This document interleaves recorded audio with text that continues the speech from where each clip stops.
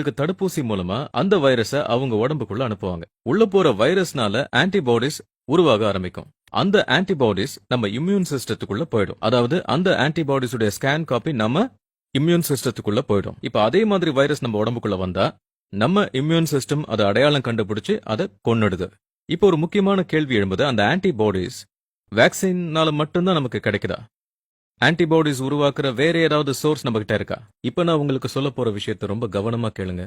நாம நம்ம உடம்ப சரிப்படுத்துறதுக்கு முன்னாடி நம்ம புத்திய சரிப்படுத்தணும். இப்பெல்லாம் நீங்க மனதளவுல சித்திரவதை பண்ணப்படுறீங்க. அதனால மைண்ட சரி பண்றது ரொம்ப அவசியம். உங்களுடைய மைண்ட ஸ்ட்ராங்கா வச்சுக்காம உங்க பாடியை எப்பவுமே ஸ்ட்ராங்கா வச்சுக்க முடியாது. இன்னைக்கு நிறைய பாடி பில்டர்ஸ பாக்குறோம், அவங்களுடைய மசில்ஸ்லாம் ரொம்ப ஸ்ட்ராங்கா இருக்கும். ஆனா மைண்ட் ஸ்ட்ராங்கா இல்லைன்னா கவலைப்பட ஆரம்பிச்சிருவாங்க. அவங்க நோய்வாய்ப்பட்டுருவாங்க. தடுப்பூசி இல்லாமலே நோய் எதிர்ப்பு சக்தியை அதிகரிக்க முடியும். எப்படி அதிகரிக்கலாம்னு இப்ப நம்ம பார்க்கலாம். நோய்களை எதிர்க்கிற ஆன்டிபாடிஸை நம்ம இம்யூன் சிஸ்டம் எப்படி கிரியேட் பண்ணுதுன்னு பார்க்கலாம்.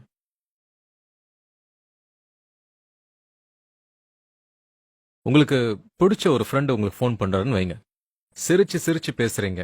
அப்படி நட்பு கிடைக்கிறது ரொம்ப அபூர்வம் இல்ல? அப்போ நம்ம உடம்புல உருவாகுது ஆன்டிபாடிஸ். எப்போ குஷியா இருக்குமோ அப்போ உடம்புல நோய் எதிர்ப்பு சக்தி உருவாகுது. சில வீடியோஸ் உங்களுக்கு ரொம்ப பிடிச்சு பாப்பீங்க, அது ஃபன்னா இருக்கும், ஜாலியா இருக்கும். நீங்க சத்தமா சிரிப்பீங்க, உங்களுக்குள்ள ஒரு சந்தோஷம் வருது இல்ல? அப்போ உருவாகுது இந்த நோய் எதிர்ப்பு சக்தி. நீங்க ரொம்ப கவலையோடும் ஸ்ட்ரெஸ்ஸோடும் டென்ஷனோட இருக்கும்போது ஒரு ஃப்ரெண்டு உங்ககிட்ட வந்து கவலையை விடுங்க, எதுக்குங்க இவ்வளவு டென்ஷன் ஆயிட்டு, நான் இருக்கேன்னு அப்போ உருவாகுது இந்த நோய் எதிர்ப்பு சக்தி. நீங்க ரொம்ப சந்தோஷமா இருக்கீங்க, உங்களுக்கு பாடவும் வராது, டான்ஸும் வராது, ஆனா எப்படியோ கைய கால ஆட்டி சந்தோஷமா டான்ஸ் ஆடுறீங்கல்ல, கவலை இல்லாம கத்தி பாடுறீங்கல்ல, அப்ப உருவாகுது இந்த நோய் எதிர்ப்பு சக்தி. நீங்க ரொம்ப வருத்தத்துல இருக்கும்போது உங்க பார்ட்னர் உங்ககிட்ட வந்து உங்க கையை பிடிச்சுக்கிட்டு இவ்வளவு டென்ஷன் ஆக வேண்டிய அவசியம் இல்ல, நம்ம 2 பேரும் சேர்ந்து இந்த பிரச்சனையை சால்வ் பண்ணுவோன்றாங்கல்ல, அப்ப உருவாகுது நோய் எதிர்ப்பு சக்தி. மொக்க ஜோக்கா இருந்தா கூட ஒரு ஃப்ரெண்டு ஃபோன் பண்ணி உங்களுக்கு சொல்றாரு, நீங்க 2 பேரும் சிரிச்சு சிரிச்சு வயிறு புண்ணாயிடுது, அப்ப உருவாகுது நோய் எதிர்ப்பு சக்தி.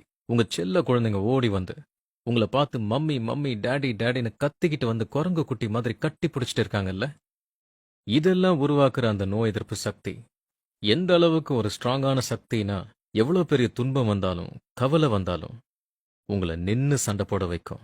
இப்போ நம்ம எல்லாருக்குமே இந்த நோய் எதிர்ப்பு சக்தி தான் வேணும். ஒரு பயமான சூழ்நிலை இன்னைக்கு இருக்கு, அதுல இருந்து காப்பாத்திக்க உடம்ப விட மனசு தான் ஸ்ட்ராங்கா இருக்கணும். சோ ப்ளீஸ் உங்களோட மனசை நீங்க ஸ்ட்ராங்கா வச்சுக்கோங்க. இத பத்தி நல்லா யோசிங்க.